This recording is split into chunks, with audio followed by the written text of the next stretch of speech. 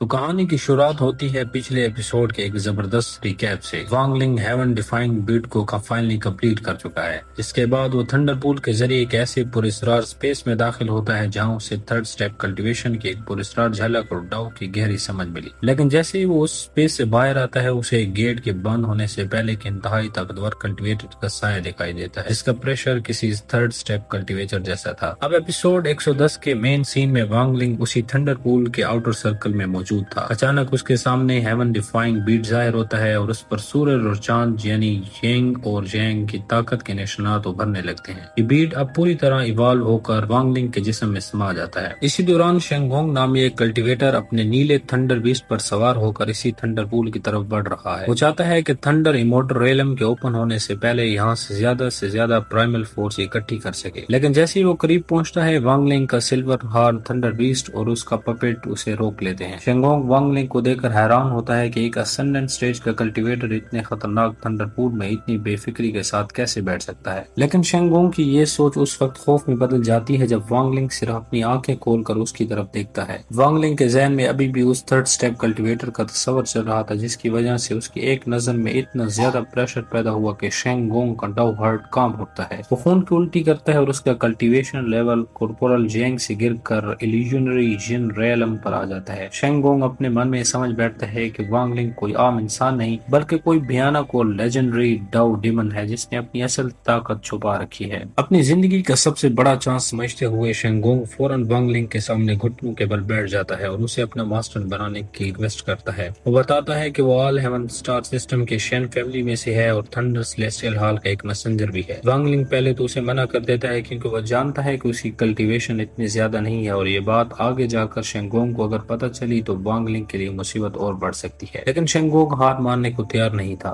وانگ لنگ کو راضی کرنے کے لیے وہ اپنی مرضی سے اپنی ڈاؤ سول کا ایک ٹکڑا نکال کر وانگ لنگ کے حوالے کر دیتا ہے۔ ڈاؤ سول کا مطلب ہے 100% وفاداری اور زندگی کی چابی وانگ لنگ کے ہاتھ میں سونپ دینا۔ یہ دیکھ کر وانگ لنگ بھی اس کی پلیج کو ایکسپٹ کر لیتا ہے۔ وانگ لنگ اب شینگ ہونگ سے پوچھتا ہے کہ آخر تھنڈر ایمورٹل ریلم کب اوپن ہو رہا ہے۔ شینگ ہونگ بتاتا ہے کہ ٹھیک 30 سال بعد یہ ریلم اوپن ہوگا اور سیکنڈ سٹیپ کلٹیویٹر وہاں تھنڈر کیلیٹرون کے ذریعے جا سکتے ہیں۔ وہ ایک اہم بات بھی بتاتا ہے کہ اس ریلم کے اندر کوئی بھی کلٹیویٹر نروانا اسکائی ریلم یا اس سے اوپر کی ڈیوائن ایبیلٹی استعمال نہیں کر سکتا، ورنہ پورا ریلم تباہ ہو جائے گا۔ یہ سن کر وانگ لنگ مطمئن ہو جاتا ہے کیونکہ لو لیول کی لڑائیوں میں اسے کوئی نہیں ہرا سکتا۔ اس کے بعد وانگ لنگ تھنڈر پول کے بالکل مرکز کی طرف بڑھتا ہے۔ شینگ ہونگ حیرت سے دیکھتا ہے کہ وانگ لنگ ایک دو نہیں بلکہ پورے 100 قدم چل کر اس کے کور میں بیٹھ جاتا ہے، جہاں کا تھنڈر کسی بھی انسان کو راک میں تبدیل کر سکتا ہے۔ لیکن چونکہ وانگ لنگ کی اپنی باڈی اور سول اب پیور تھنڈر سے بنی ہے، اسے کوئی فرق نہیں پڑتا۔ دوسری طرف بیچارہ شینگ ہونگ صرف 10 قدم ہی چل پاتا ہے اور وہاں بیٹھ کر کلٹیویشن شروع کر دیتا ہے۔ پورے 2 سال تھنڈر پول کے آؤٹر سرکل میں کلٹیویشن کرنے کے بعد وانگ لنگ سوچتا ہے کہ آؤٹر سرکل کی تھنڈر اتنی پاورفل نہیں ہے کہ اس سے زیادہ پرائمل فورس بنائی جا سکے۔ لیکن کچھ قدم ہی چلنے کے بعد اس پر انٹینس ہیونلی تھنڈر گر رہی تھی اور آگے ایک قدم بھی بڑھنا مشکل تھا۔ اس سچویشن کو سمجھتے ہوئے وانگ لنگ اپنی لائف اینڈ ڈیتھ ڈومین کو تھنڈر پول کے ساتھ مرج کر دیتا ہے، جس کے بعد وہ تھنڈر پول کے سینٹر میں آ جاتا ہے۔ اب کہانی میں ایک نیا ٹوسٹ آتا ہے جہاں آسمان پر بجلی نمودار ہوتی ہے اور وہاں ایک شخص کونگ لنگ کی انٹری ہوتی ہے۔ وہ بھی سیلیسٹیل تھنڈر ہال کا میسنجر تھا اور شینگ ہونگ کو وہاں دیکھ کر اس کا مذاق اڑاتا ہے اور اسے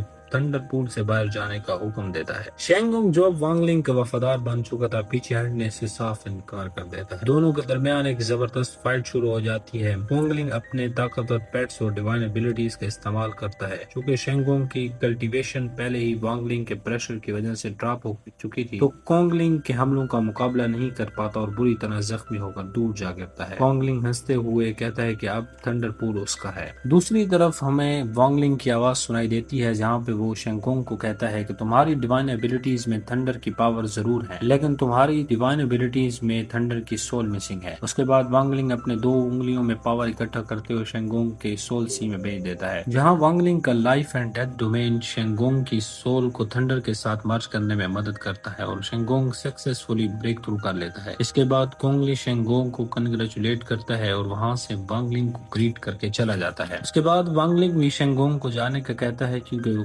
کلٹیویشن کرنا چاہتا تھا، لیکن شنگونگ جانے سے پہلے ساؤنڈ ٹرانسمیشن جیڈ اور ساؤترن ایریا کے ایک میپ وانگ لنگ کے حوالے کرتا ہے۔ اس کے بعد وانگ لنگ تھنڈر پول میں کلٹیویشن کرنے کے لیے بیٹھ جاتا ہے، اور اسی سین کے ساتھ یہ زبردست ایپیسوڈ ختم ہوتا ہے۔